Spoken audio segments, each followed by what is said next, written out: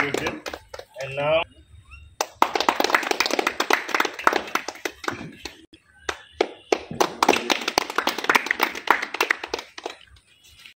যে আজি আমাৰ HSLCৰ যিটো ৰিজাল্ট আজি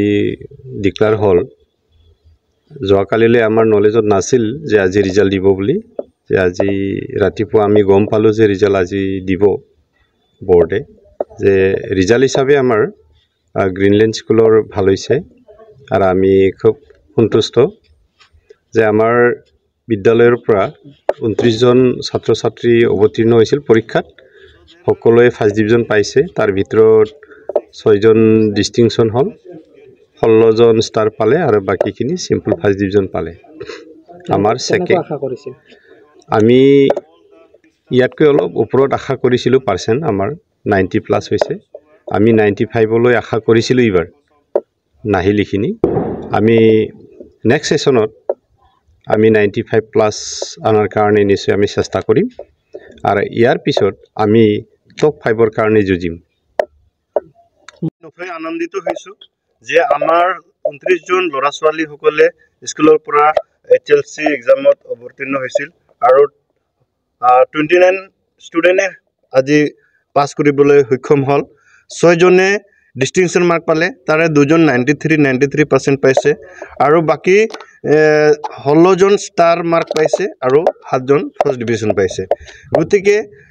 আমি নথৈ আনন্দিত হৈছো আজি এনেকুৱা পিছপৰা অঞ্চলত গ্ৰীণলেণ্ডৰ নিচিনা এখন স্কুলে আজি তেনেকুৱা এটা ৰিজাল্ট ক্ৰিয়েট কৰিবলৈ সক্ষম হৈছে তাৰ কাৰণে আমি প্ৰিন্সিপাল স্যাৰ ডাঙৰীয়াক আমি ধন্যবাদ জ্ঞাপন কৰিছো আৰু লগতে অভিভাৱকসকলক ধন্যবাদ জ্ঞাপন কৰিছো কাৰণ হিয়তে নিজৰ ল'ৰা ছোৱালী সকলক ইমান ধুনিয়াকে গাইড কৰি আজি এই পৰ্যায়লৈকে আনিবলৈ সক্ষম হৈছে লগতে এই সেগতে মই টিচিং ষ্টাফ সকলক ধন্যবাদ জ্ঞাপন কৰিছো কাৰণ হিয়তৰ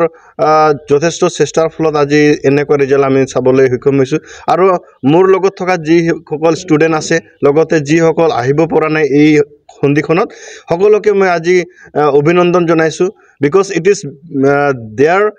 credit goes to the students because whole night and day they struggled hard to make such a good and appreciable result. I thank all the management staffs and students and guardians as a whole. হয় আমি বাস্কা জিলা বাকি হিসাবে আমার জিলা যেহেতু তৃতীয় স্থান লাভ কৰিছে আমি নথৈ আনন্দিত হৈছো আমি যথেষ্ট আনন্দিত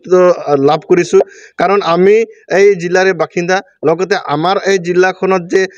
পঢ়াৰ প্ৰতি ইমান ধাউতি আহিছে পঢ়াৰ প্ৰতি যে মানুহবিলাক ইমান কনসিয়াস হৈছে মা দেউতা সকলে কনসিয়াস হৈছে ষ্টুডেন্ট বিলাক কনসিয়াস হৈছে আৰু আশা কৰিছো যে অনাগত দিনত ইয়াতকৈ আৰু ভাল ৰিজাল্ট কৰিব পাৰিব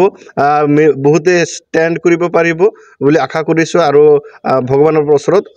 আশীৰ্বাদ বিচাৰিছো